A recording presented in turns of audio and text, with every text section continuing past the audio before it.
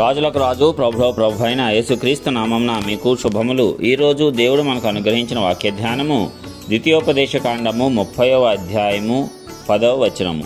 నీ దేవుడైన యెహోవా నీ చేతి పనులన్నిటి విషయంలోనూ, నీ గర్భఫల విషయంలోనూ, నీ పశువుల విషయంలోనూ, నీ భూమి పంట విషయంలోనూ నీకు మేలగునట్లు నిన్ను వర్ధిల్లజేయును. ప్రియులారా, ఈ వాక్య ధ్యానాన్ని మనం పరిశీలించినట్లయితే అద్భుతమైనటువంటి దేవుడు మనకు చేస్తున్నటువంటి వాగ్దానము. దేవుడు మనకు ఎల్లప్పుడూ మేలులే చేయాలని ఆశ కలిగి ఉన్నాడు. మనల్ని ఎల్లప్పుడూ కూడా ఆశీర్వాదంలోనికే నడిపించాలి అని ఆయన భావిస్తూ ఉన్నాడు. కాబట్టి మనము చేసే మన చేతి పనులనే కానీ, మన గర్భఫలమే కానీ, మన పశువులే కానీ, మన భూమి పంటే కానీ, లేక మనము చేసే ఉద్యోగ వ్యాపారాలే కానీ, ఏదైనా సరే దేవుడు మనకు మేలు కలుగునట్లు చేసి మనలను వర్ధిల్లజేస్తాడు. అసలు భూమిని సృష్టించినప్పుడు, మానవులని భూమి మీద సృజించినప్పుడు ఆయన పలికినటువంటి వచనము కూడా ఇదే. ఏమిటంట? నీవు ఫలించి అభివృద్ధి చెంది విస్తరించి భూమిని స్వతంత్రించుకో, దానిని ఏలు అని ఆది పురుషులైనటువంటి ఆదాము అవ్వలకు దేవుడు స్వయముగా సెలవిచ్చాడు. మరి ఆ పక్షమున ఆయన ఇచ్చిన మాట ఏది కూడా తప్పిపోదు, నిరర్ధకము కానేరదు కదా. మరి ఆ రీతిగానే ఇక్కడ కూడా మరొకసారి దానిని మనకు జ్ఞాపకం చేస్తున్నాడు. మనము ఆయన విధులను అనగా ఆయన వాక్యాన్ని అనుసరించి నడుచుకుంటేయే దేవుడు కోరుకుంటున్నాడు తప్పిస్తే ఇక మన యొద్ద నుంచి ఏమీ ఆయన ఆశించుటలేదు. కాబట్టి ఆయన యొక్క మార్గాలను అనుసరించి మనం నడుచుకుందాం. అద్భుతంగా ఆయన వాక్యాన్ని అనుసరించి మనము జీవిద్దాము. ఆయనకు సంతోషకరంగా మనము మన జీవితాలను ఆయనకు సమర్పించుకుందాము.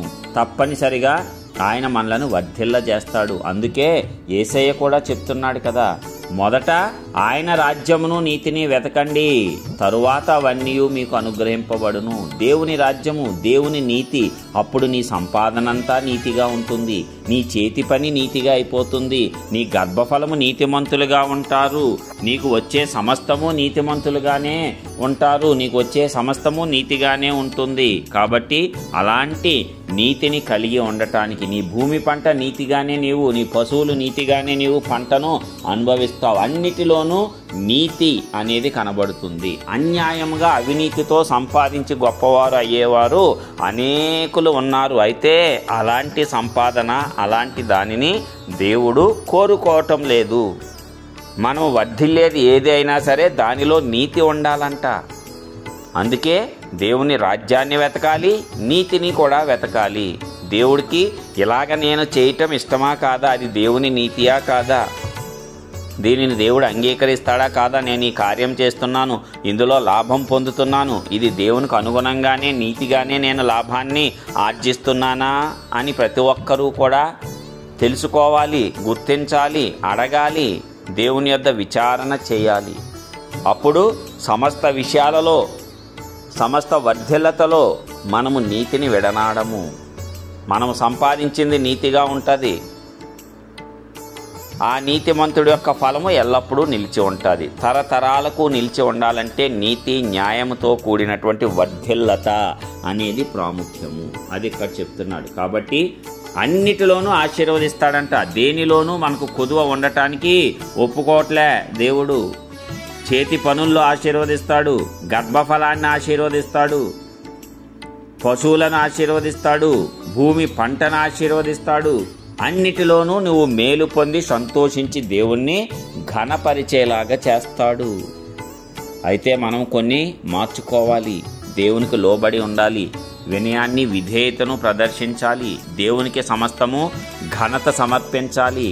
నా సామర్థ్యము, నా తెలివితేటలు, నా కష్టము అని నీవు గొప్పలు చెప్పుకోకూడదు. తనకు రావాల్సి ఉన్న మహిమను ఏ ఒక్కరికి చెందనిచ్చేటువంటి వాడు కాదు మన దేవుడు, రోషము కలిగిన దేవుడు. కాబట్టి ఆ దేవునికే సమస్తము మనము సమర్పించేసుకుందాం.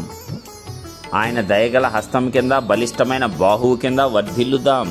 ఆయన వర్ధిల్ల చేస్తే అది ఎన్నటికీ హెచ్చుగానే ఉంటుంది. నీ ఆశీర్వాదం నుండి నా కుటుంబం నిత్యము ఆశీర్వదింపబడును గాక అంటున్నాడు భక్తుడు. కాబట్టి దేవుని ఆశీర్వాదం ఉంటేనే నీవు, నీ కుటుంబము తరతరములు ఆశీర్వదింపబడతారు అన్ని విషయాలలో. కాబట్టి ఇక్కడ మనమందరము కూడా ఈ రీతిగానే ఆశీర్వదింపబడదాము. ఉన్నతముగా మనమందరము కూడా లేవనెత్తబడదాము. దేవుని యొక్క కృప మనందరికీ తోడుగా ఉండి నడిపించునుగాక. అన్ని విషయాలలో వర్ధిల్లజేయునుగాక. ప్రార్థించుకుందాం.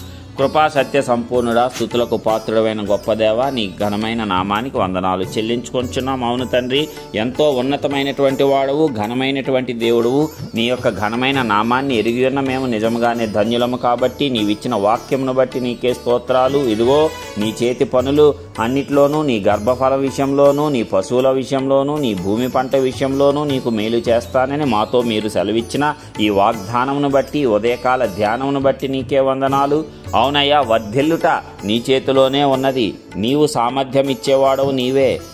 భాగ్యము సంపాదించుకోవటానికి సామర్థ్యం అనుగ్రహించేవాడవు నీవే. వర్ధిల్లటానికి సామర్థ్యం అనుగ్రహించేవాడవు నీవే. ఆశీర్వదింపబడటానికి సామర్థ్యాన్ని అనుగ్రహించేవాడవు నీవే. కాబట్టి అలాంటి నీ బలమైన బాహు క్రింద మేము సదాకాలము నిలిచి ఉండునట్లు, నీకు లోబడి ఉండేటట్లు, నీ పట్ల విధేయత కలిగినటువంటి హృదయాన్ని కలిగి జీవించేటట్లు ఈ వాక్యంలో పాలు పంచుకుంటున్న ప్రతి ఒక్క బిడ్డను మీరు నూతన ఆత్మతో దర్శించి, మీరు చెప్పిన ఇలాంటి ఆశీర్వాదాలన్నీ, ఈ మేలులు అన్నీ కూడా సమస్తము మా జీవితంలో నెరవేరునట్లు నీ కృప మా అందరి ఏళ్ళ విస్తరింపజేసి ఆశీర్వదించి నీ నామాన్నే ఘనపరుచుకోండి. మహిమ, ఘనత, ప్రభావములు సదాకాలము నీకే ఆరోపిస్తూ యేసయ్య నామమున ప్రార్థించి పొందుచున్నాం పరలోకపు తండ్రి. ఆమేన్.